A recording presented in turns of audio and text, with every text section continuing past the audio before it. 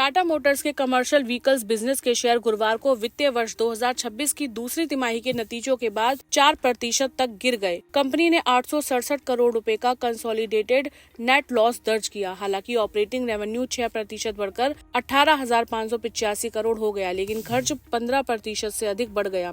Brokerage firm Motilal Oswal इस share पर neutral बना हुआ है और 341 का प्राइस टारगेट दिया है।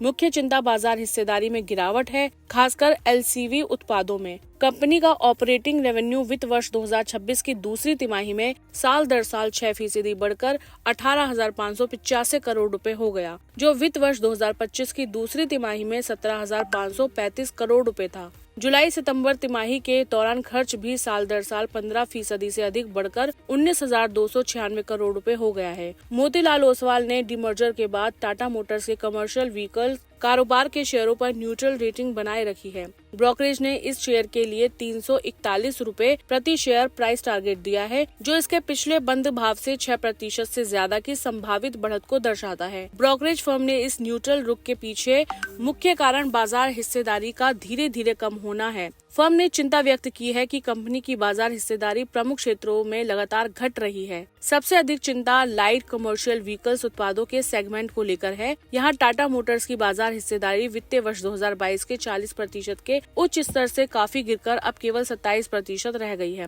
ब्रोकरेज ने चेतावनी दी है कि मौजूदा बाजार में अग्रणी कंपनी महिंद्रा एंड महिंद्रा के साथ यह अंतर हर बीतते साल के साथ और भी चौड़ा होता जा रहा है। बाजार हिस्सेदारी में यह गिरावट सीधे तौर पर कंपनी के भविष्य के राजस्व और लाभ पर असर डाल सकती है। बता दें कि टाटा मोटर्स के वाणिज्यिक वाहन कारोबार के शेयर 12 नवंबर को 335 रुपए प्रति शेयर पर नेशनल स्टॉक एक्सचेंज पर सूचीबद्ध हुए थे, जिसके साथ ही वाहन निर्माता कंपनी टाटा मोटर्स का आधिकारिक विभाजन पूरा हो गया।